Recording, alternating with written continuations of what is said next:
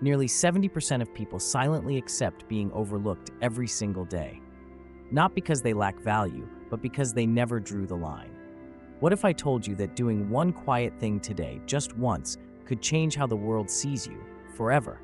Not louder words, not more effort, just an internal shift that whispers, I respect myself, and I expect you to do the same.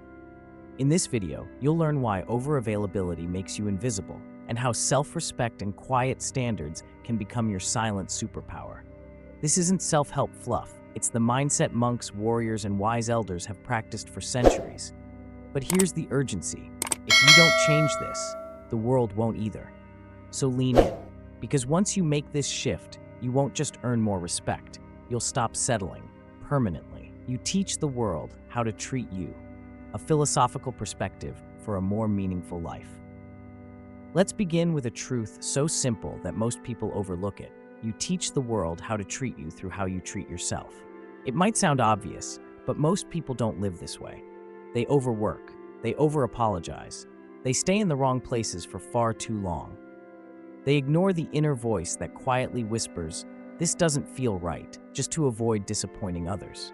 Why? Because we've been taught that to be liked is to be loved. So we respond to every message.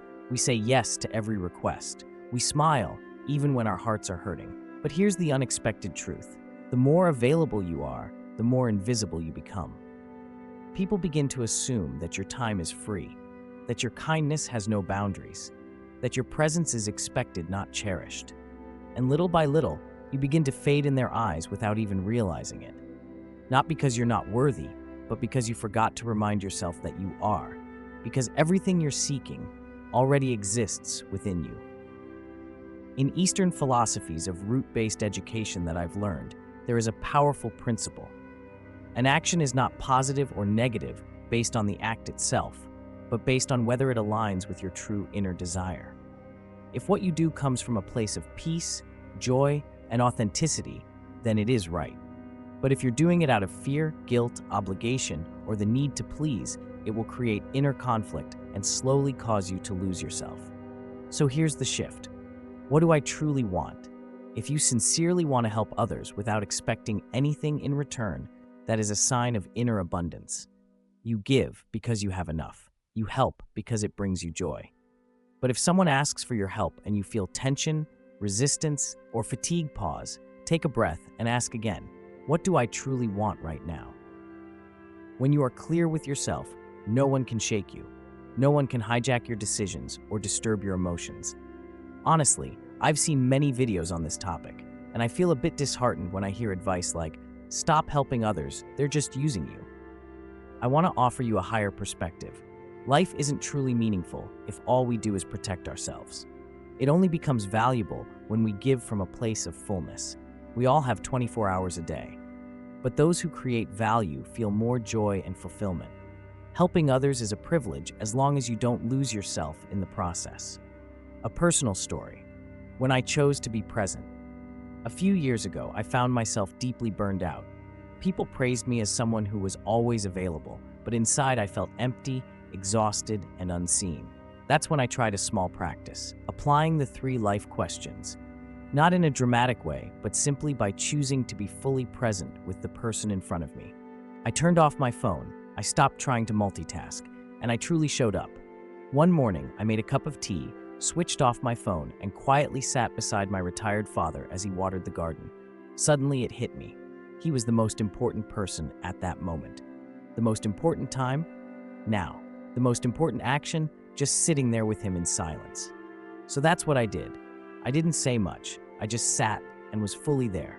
He looked at me, smiled gently, and said, "It's been a long time since you just sat like this." That moment changed everything. I began choosing presence over productivity, listening over responding, meaning over speed. And now I want to offer you these same 3 questions. Who is the most important person in your life right now? What moment is the most important? What action is the most meaningful? If someone needs your help, ask yourself, what matters most right now? Be honest about how you feel. Let your answers come not from your head, but from your heart. And then ask yourself, what would happen if today I started to truly be present? Because the moment you do, everything begins to change.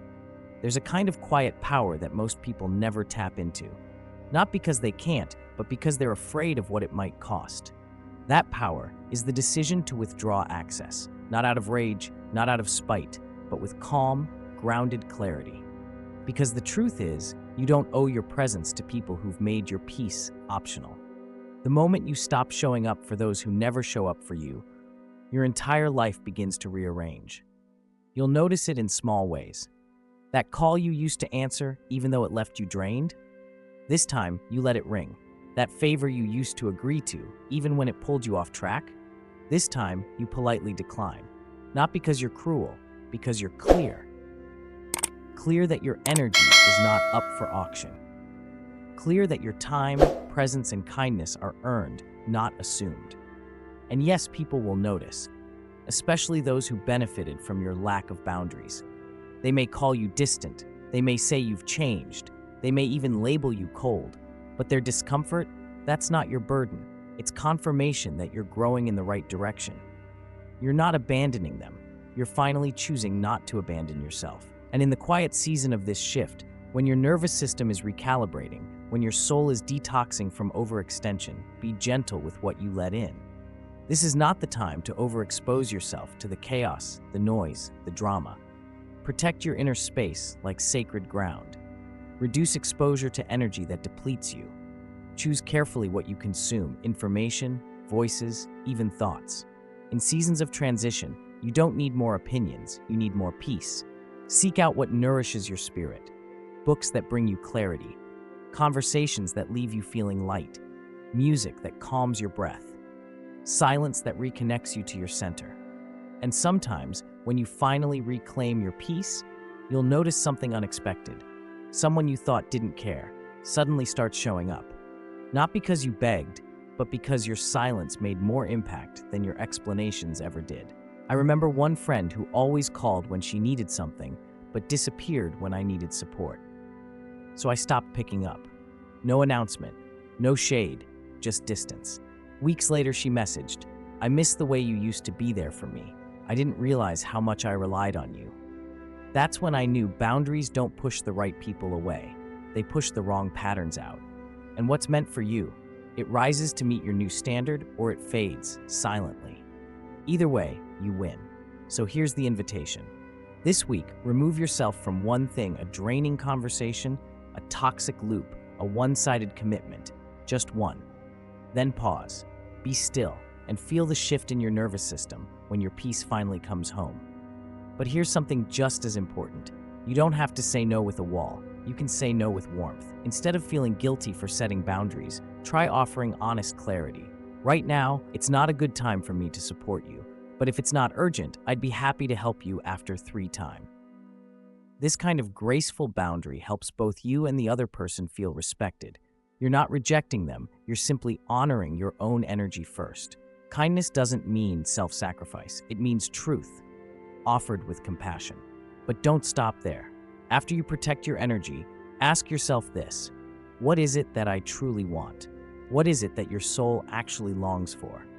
Because at the end of the day, your deepest fulfillment won't come from having more money, more status, or more control. It comes from something quieter and far more lasting. A peaceful heart, a life lived in alignment. The moments of kindness and joy you leave behind for others, the only thing that echoes beyond this life. So be honest, share your truth, even if just with yourself. What brings you real joy? Who makes you feel safe, not just seen? What kind of life do you want to look back on and feel proud of?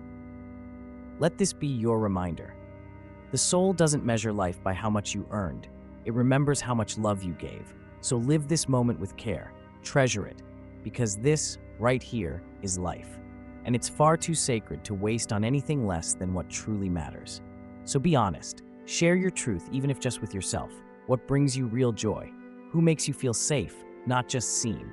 What kind of life do you want to look back on and feel proud of? Let this be your reminder. The soul doesn't measure life by how much you earned. It remembers how much love you gave. So live this moment with care. Treasure it, because this, right here, is life, and it's far too sacred to waste on anything less than what truly matters. And if this message stirred something in you, maybe it's time to shift not just your schedule, but your standards. Maybe it's time to rewrite how the world treats you by how you treat yourself first. You don't need to prove your worth with noise, you just need to embody it in silence. If you felt seen in this video, watch. Only 5% of seniors can still do these 5 things after 80 that predict health and independence. It's the next quiet revolution waiting for you, because when your inner world changes, the outer world follows.